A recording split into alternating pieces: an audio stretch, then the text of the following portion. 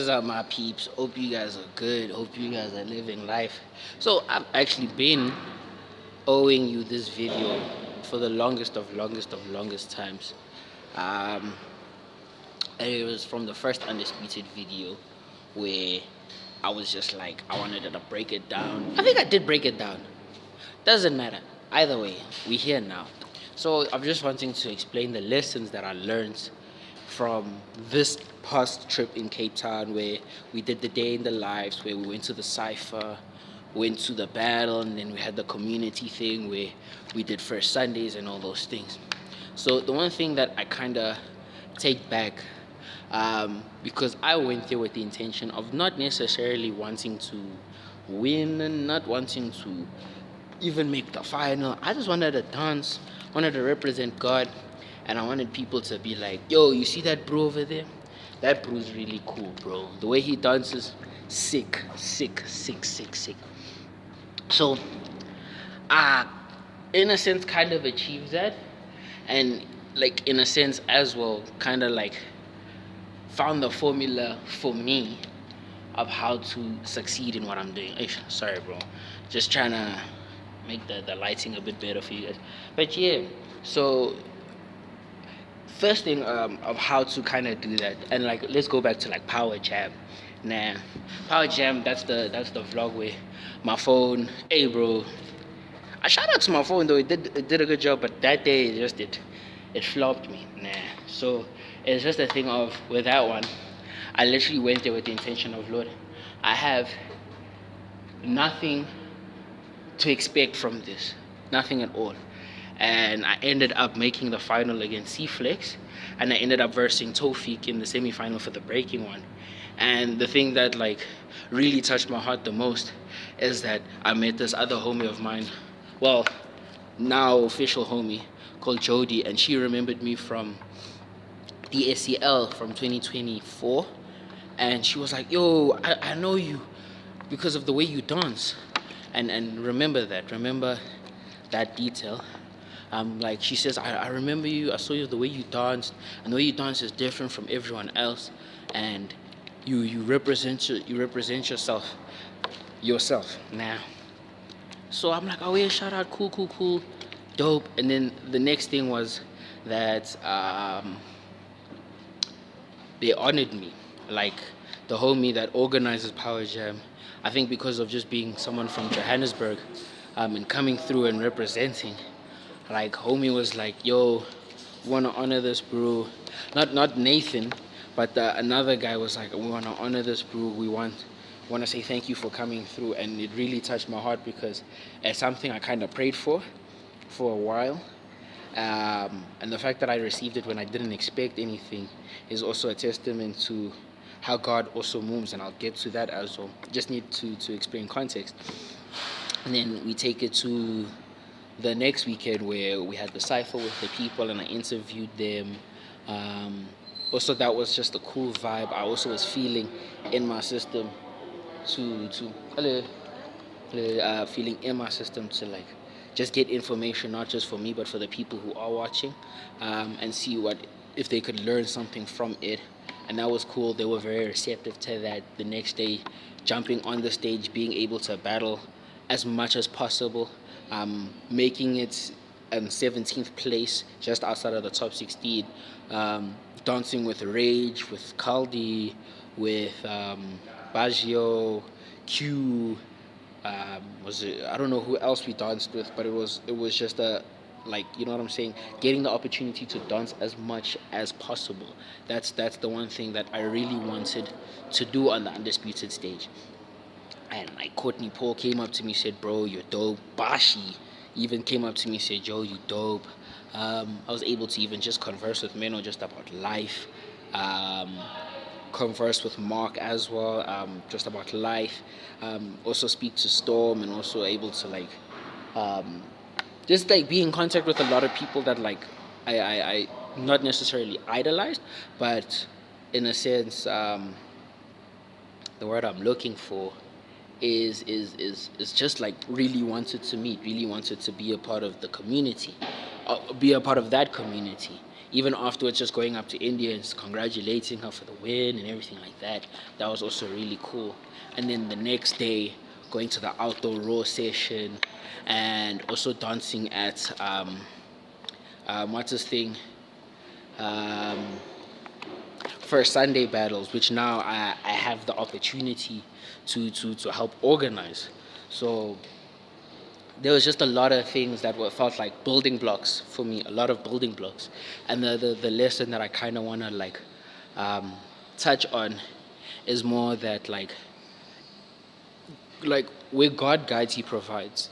But necessarily, you need the two things that you kind of need if you want to be, if you want to step into the purpose that kind of God has for you, or the purpose that you, or how can I say this? If you have a dream and you have things that you want to do, you obviously prepare for them. But there's some things that are out of reach, where it be finances, whether it be opportunity, sometimes even the place that you stay, it just doesn't make it possible for you to reach those places. So for me, I always knew that I wanted to come to Cape Town to train, basically just train. And the fact that I was able to go and above and beyond that and be accepted by the community is just a testament to God. And the two things, as again, what I'm trying to say is that it's just alignment and preparation. So throughout the year, I was just aligning with God, saying, this is what I really want, this is what I really feel for my life. But again, if it's in your will, allow it to be. And through that as well, I was just preparing most of the time, really just preparing. So actually, let me stand this way. Getting fit, communicating with people, even Slim Graham, being able to be there, and also again being there, I got aligned with so many people that I didn't expect to, and now I have the opportunity to communicate with people that I what's the word? Not idolized, but really just put on Grootman status, and now I get the opportunity to be a part of that community. So that's the first thing, where it's alignment and preparation, my guy. Really, if you're aligned with God, my guy, He opens up so many doors for you that you do not even know. Even the fact that now I get to be a part of the team for First Sunday in Johannesburg for their first competition in Johannesburg. I get to MC it. I get to organize. I get to be a part of the team. It's really a testament to how God is leading me in the dance industry. And it's man, and the next thing is preparation as well. So it's a lot of the things, even now, as I mentioned with First Sunday, when the beat drops, that was some preparation with some of the students that I used to teach, and having in studio in studio competitions helped me also run a format. So it's just small things that God looks at, and He's just I got you, do what you gotta do, keep pushing, and when the time is right, all you need is literally one shot. And now the next thing that I want to mention, which is also kind of very crucial, and it's one thing that Tawfiq mentioned in his interview part, is literally letting go of the win, going there and going to represent God. We train to win, we want to win, that's why we dance, that's why we compete actually. But if we don't win, does that take away from the value? Does that diminish you as a dancer? Maybe to other people around, but to yourself, do you keep yourself in that regard where it's okay, I'm not a winner, so I don't deserve to be amongst these people, I don't deserve to be talking to these people? But it's just a thing of the win doesn't validate anything really. It comes and goes, because next week there'll be another competition and someone else would win that. And does that winner from last week, is he now a loser? Is he now what do I do? My identity is shattered. So it's just that thing of really letting go of honoring yourself above honoring God. That's the one thing that I really learned. And that's why I say I was really humbled and touched by the people at Power Jam when they honored me, when they said, bro, thank you for coming. Not only in private, but on the stage as well, for saying shout out to Joburg for coming through. And again, shout out to Nathan as well for doing that. And that's where I say I really was accepted into the community.